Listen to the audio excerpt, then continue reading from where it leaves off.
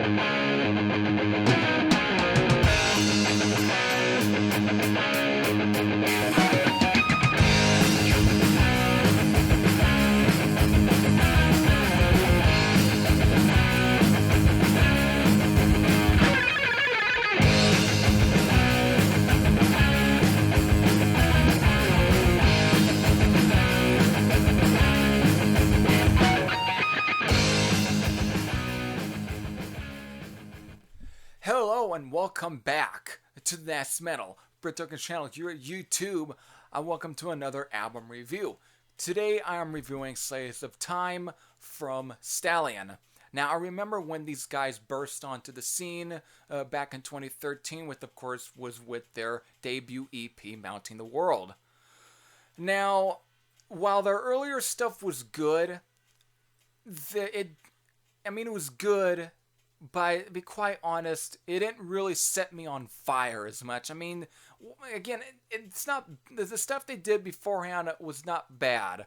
But to me, compared to other bands that were coming onto the scene around that same time, like say Ambush, for an example, who were definitely were doing their own thing in a way, I kind of just felt that Stallion were kind of just aping, the other sort of new wave or traditional heavy metal bands. Listen to some of the stuff off the Mounting the World EP. It just sounded like the basically Skullfist and Enforcer and Action and some of these bands. It just sounded like they were just aping up every other sort of Canadian traditional heavy metal band, basically. And so it to be quite honest, and it just kept me from ever kind of moving forward with at least to keep up with anything from like Rise and Ride and From the Dead. And it's why I didn't really ever care to actually check out any of those two albums. I mean, when I had heard when they were promoting any of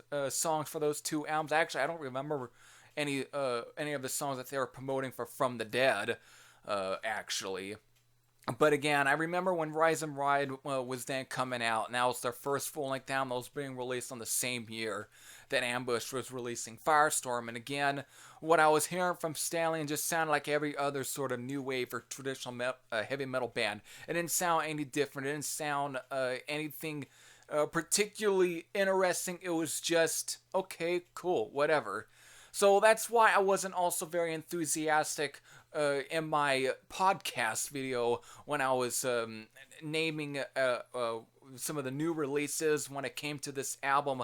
I did mention it again, and I wasn't completely thrilled. And if you did notice that I wasn't completely thrilled, it was because of based on my past judgment of their stuff before. And again, it wasn't bad, the stuff before, but it just wasn't nearly as...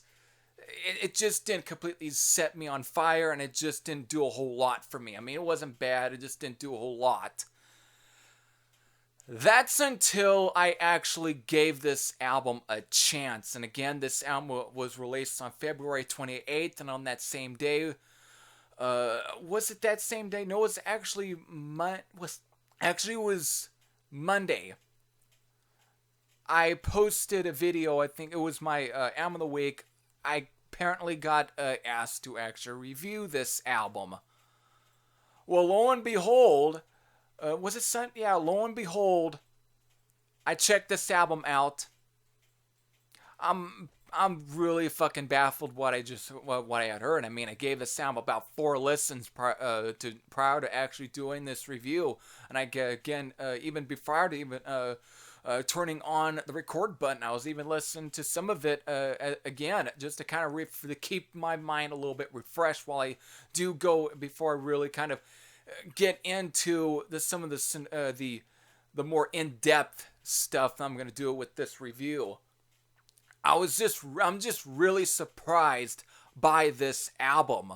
So let's definitely kind of begin. I mean, the album starts off with Waking the Demons. Waking the Demons, excuse me. I mean, I got a good pair of glasses here. Which is a great way to open up the album. It just starts off very heavy, very cool and all, and then of course within each of the song, it definitely progresses and even gets a little faster. I mean, this to me, it doesn't completely sound like the same band that I remember hearing back in 2013 and 2014. It almost sounds like a totally different band at this point. Maybe almost even more refreshed, more mature band, if you can say. It just really begins with that, and that was definitely my first impression from the very first track. But then when we get to No Mercy, is when even things start to really pick up even more. It's like this track starts off again very heavy, but almost like has a power metal feel to it. Actually, I really am wondering if Stallion was listening to a ton of Rage, maybe even a ton of Keepers of the Seven Keys era, Halloween, and Scanner, and some of these classic sort of 80s German power metal bands and speed metal bands, even a little bit of some of the thrash metal bands, and we're just playing these bands on repeat while coming up with the writing for the sound on this song No Mercy, which definitely even at times borders more classic 80s German speed metal, something you would expect off of Noise Records, maybe like Warrant, for an example, and just has that, and it's mean, it's vicious, and it's just a killer fucking romp. And so a great sort of a second track. Then of course, I guess you can say the aggressiveness does get toned down a little bit with Time to Reload, but without losing any of its intensity and any of its power, because Time to Load is a catchy heavy metal romp that definitely will have one really remembering the classic material from bands like Accept and even the German Steeler and just other classic 80s German traditional heavy metal in general. And it's a very great song. Even at times remind me a little bit of Sweden's own Bullet, even with Pauly's own sort of very raspy, almost vocal tone on the sound. And of course, I should also should definitely even kind of bring up that I think Pauly's vocal approach, his range on this sound, it really showed how better I think he has gotten over time. He's really pushed himself in terms of vocal range on this one. I just think it's just stood out quite a bit. And on this song, like Time to Roll, he's got a more of that raspy, almost German feel to, of course, Stallion, or a German band. I think out of some of the more recent German bands, I think it's also shown that Stallion are kind of really are kind of starting to sound a little more like, I guess, their native country, instead of just trying to ape other sort of country sound in a way. It actually sounds pretty cool in a way, and I think in a way kind of once remembering of when German bands actually sounded German in a way. But still, very, very great song. Of course, to pick things up a little bit is, of course, is All In, which is the fourth track. And now this one's a really interesting track, actually, because the way this song starts off is almost kind of sound like something that would have been an easy hit back in the 1980s during that MTV era. It definitely has that MTV era, very commercial, hard rock feel to it. Very much might remind bands maybe for an example, maybe some of the rockin' material from Cinderella, and it seems to kind of has that feel to it, but it lasts for 2 minutes, because within the 2-minute mark, the song decides to take a 180 turn, and in a way, a pretty cool fucking 180 turn, because then it just turns into a totally other different song. I mean, whatever this song turned out to be in the beginning, it's now something different now. I mean, whatever it was before is now fucking different, and it basically is turned into almost a grandeur, almost a very grandeur fucking power metal romp. Very heavy, very fast. And it just is a very cool way to end the song. So it's like, it's just different time changes. It's a very cool way. And it really kind of lifts this song from being something that might have been very middle of the road to something that is something a lot more, a little more up there in a way. It just really is just a very great fucking track. So all in, definitely a great fourth track. Then, of course, the end, I guess, the first half of this album is of course Brain Dead, which is back to being to being fucking aggressive. This track is fucking aggressive. This is basically a very vicious, kick in the face, fucking metal romp.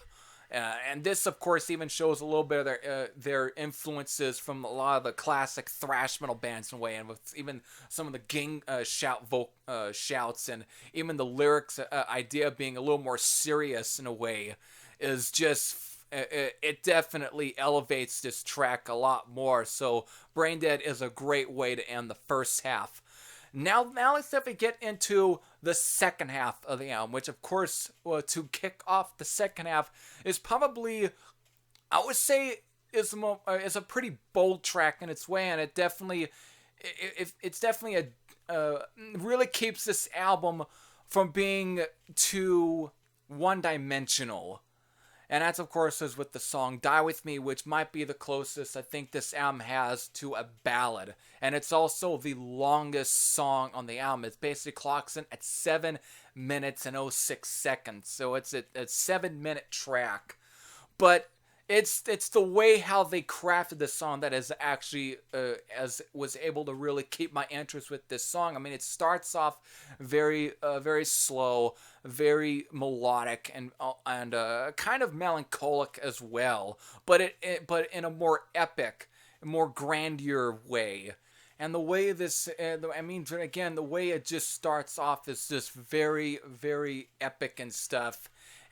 But as the song keeps going, they seem to even reach even more higher, and it just keeps to build up and build and build and build before it ends on the most epic, most even in a way fast, but it's just done in a very epic way. And it really kind of just a way elevates this song, even this also even showcases Paulie's range. It's like, what a fucking track this is, and it definitely is showing that they're really showing that they're really trying to separate themselves from the other sort of new wave or traditional metal bands. I mean, at the beginning, they kind of really were kind of aping Skullfist and Action and maybe even Enforcer. Now they're starting to kind of really morph into something of their own little beast, and I think with the idea that they brought to the table with this song, it really just shows that. And so what a really, really cool, epic way to begin the second half of the album. And of course, the album, of course, ends with 4 just great, straightforward metal tunes. I mean, Merchants of Fear is, of course, back to being another sort of kick in the face, fucking a vicious metal romp. And this one even has more of a thrashier feel to it. I mean, again, this one also has a lot of those gang shout vocals and stuff from the guys. And it's definitely a great track. Very serious. And again, it reminded me a lot of Rage, especially Execution Guaranteed circa Rage. Just great stuff. And of course, then we get Dynamiter and Kill the Beast, which are definitely straight up classic speed metal. And Dynamiter almost having more of a Motorhead feel to it. It's a great track. And of course, Kill the Beast, again, classic speed metal. And then of course, the album ends with Meltdown, which is again a great, fine way to end it. Just a great sort of killer metal romp. So 10 songs, around 42 minutes. So my score is a 9.20 out of 10. This to me is, I feel, is Stallion's best work, or even in a way showing that they're probably even are starting to really get to they're getting somewhere. This is close to even being one of the best things from the band, and I definitely feel that after this album, I feel like they might even make an album that even tops this album. They're getting somewhere. I am actually surprised in this band. Again, whatever I thought of them beforehand is now completely changed. It's the way I kind of felt like with Canada's Own Striker, which I thought when that band started out earlier, I thought they were just sound like every other new wave or traditional heavy metal band. But when they released their was it Rise from the Fire, whatever that album was called, they completely they just somehow turned and morphed into something a lot better. They definitely they just matured and they just somehow churned out again one of their best work, and that's the way I kind of feel with Stallion. They just they really kind of churned out probably the most mature effort from this band. So for me, I think from here on out, I'm definitely going to be looking forward to whatever they put out after this. Hell, I might even buy this album because, again, I checked this album out online to just see what was up with this band. And again, I was just fucking surprised. And I think I will definitely buy this album. Even after this one, I probably will go back and check out the previous two albums, being Rise and Ride and From the Dead, to kind of really see where the band how they just changed and where the changing and the morphing really began, just to kind of see that progression. And with this album, this is definitely a huge fucking progression. This is, to me, the step in a really great direction.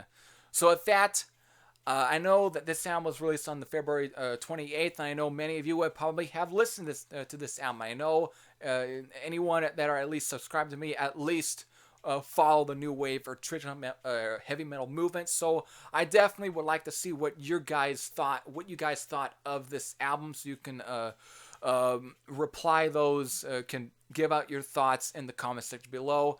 This is Every Thrash. I say I'm out, and I'll see you all later. Take care, everyone.